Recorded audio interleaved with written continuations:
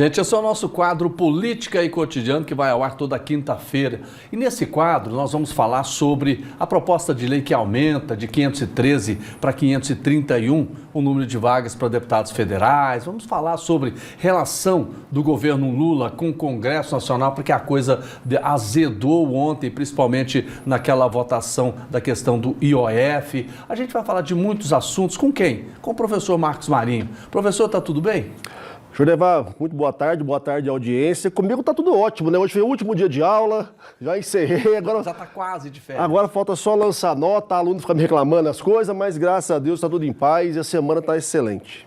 Vamos começar, mas vamos botar fogo nesse assunto aqui, né? Vamos nessa. Antes que o senhor entre de férias, é claro que aqui o senhor não vai entrar, só vai estar sempre aqui com a gente. Ontem nós tivemos a votação da questão do IOF, né? E acabou desandando, né? O Congresso deu um recado para o governo federal. É isso que o senhor entende?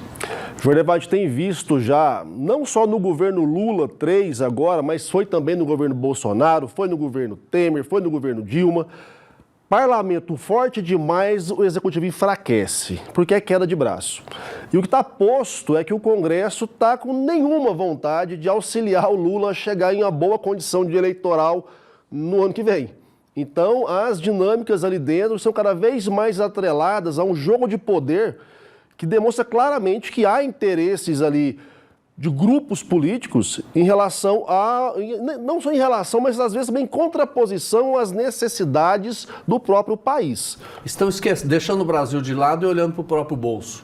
Basicamente isso. Eles estão pensando em como eles podem desgastar o governo e, ao mesmo tempo, não trazer o desgaste para eles próprios. E a sorte do parlamento, Jordevar, a gente já falou sobre isso aqui no quadro, é que a comunicação do governo federal é péssima, né? O Lula não consegue estabelecer uma narrativa que demonstre à população que a culpa de todas as mazelas não é só dele, né? Mas também o parlamento tem a sua parcela, que é o parlamento derrubar algumas medidas, alguns projetos, não apoiar algumas causas. Isso vai impactar onde? Na condição do governo executar as suas ações. O dinheiro não brota. Se esse dinheiro não vai vir de algum lugar, como é a questão de derrubar o IOF, que eu também não sou muito a favor de imposto, não, eu acho que tem que cortar é custo.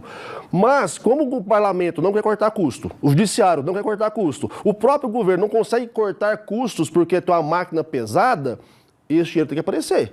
A hora que o parlamento impede a ampliação, né, da cobrança do IOF, mas ao mesmo tempo pede mais fundo eleitoral, como é que essa jogada vai funcionar? Professor, ontem foi um marco, né? A gente pode dizer ali, foi um marco. E a partir daí, o que pode acontecer? Porque a gente viu, né, o Hugo Mota agora demonstrando realmente quem que ele está, o que ele defende, né? E o Alcolumbre parece que está se aproximando, né? Parece que estão juntos, já é. Jordeval, o que a gente está entendendo dessa dinâmica é a pretensão do grupo do Centrão, que é quem hoje comanda o Congresso Nacional, tanto a Câmara Federal quanto o Senado, é um jogo de estímulo aos grupos, aos players da direita. Na minha visão é isso, porque eles insistem na fraqueza do governo federal, do executivo, do Lula, né, dos seus ministros, e ok, isso faz parte do jogo e realmente o governo não está conseguindo demonstrar força, não está tendo condição de exercer um papel mais contundente, então eles continuam batendo nesta tecla e ao mesmo tempo tirando deles qualquer tipo de desgaste com a população. Estão fazendo um jogo onde eu aperto cada vez mais o governo federal, aperto cada vez mais a imagem do presidente Lula, jogo fogo para derreter essa imagem e deixo o meu grupo, que são os grandes partidos, as grandes coligações que estão se formando para disputar 2026, decidir quem vai ser o nosso candidato. Eles já sabem que eles têm toda a chance de assumir o poder em 2027. A questão é manter o derretimento de Lula e organizar dentro de casa, agora, entre as direitas, quem vai ser a pessoa que vai liderar o grupo. Agora tem outro assunto que realmente está repercutindo muito no Brasil, né, professor, que é exatamente a proposta de aumentar de 513 para 531 deputados federais. Isso, na opinião do senhor, significa o quê? Tem necessidade? Bom, vamos lá. A gente tem uma questão de fundo que é constitucional, né? A divisão do parlamento é em relação à população do país.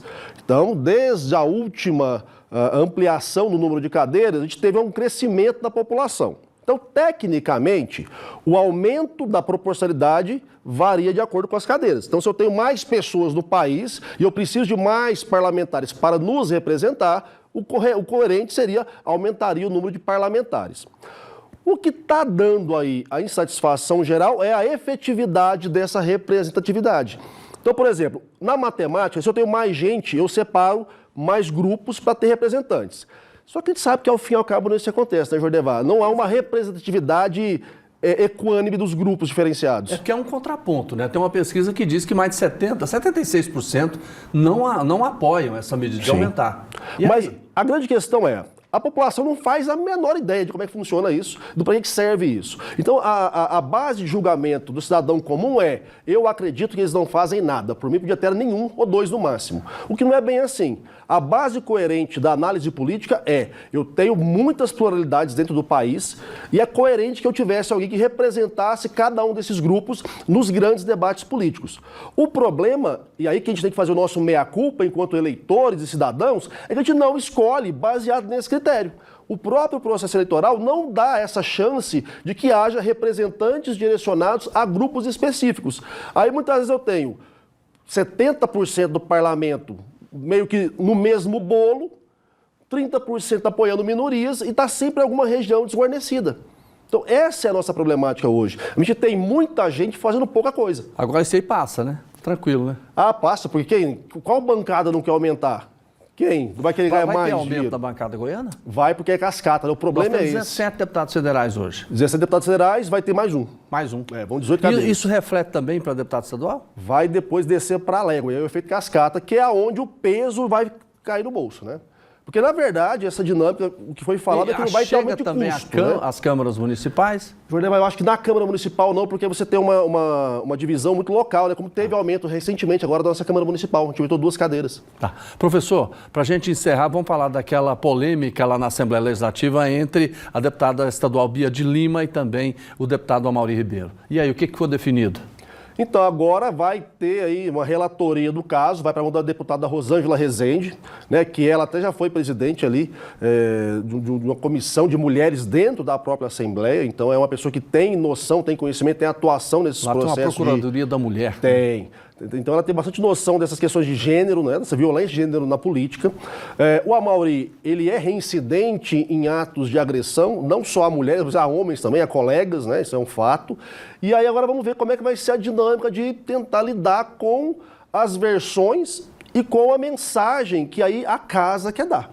Vamos lembrar que ali é um colegiado realmente. Então a relatoria vai apresentar uma análise dos fatos, mas quem vai decidir é o colegiado, é a casa. Qual é a mensagem que a Assembleia Legislativa de Goiás quer passar para a sociedade? Porque, ao fim e ao cabo, é isso que pesa. Isso foi a público, as pessoas viram como foi a agressão, viram o tipo de palavras utilizadas ali. Então, agora é decidir como é que os deputados goianos querem ser reconhecidos pelos próprios goianos. É o pessoal que está primando pela equidade, pelo respeito às mulheres, a atração das mulheres no ambiente político, ou isso é só discurso, da boca para fora? Política e cotidiano, professor Marcos Marinho, obrigado, um abraço para o senhor. Eu que agradeço, mais uma vez quero convidar a sua audiência para acompanhar o nosso Política e Cotidiano toda terça-feira, 22h30 e no sábado na reprise ao 12h30. Essa semana vai ter programa novo, toda semana uma pessoa bem interessante para conversar com vocês sobre o que acontece na política que mexe com a sua vida.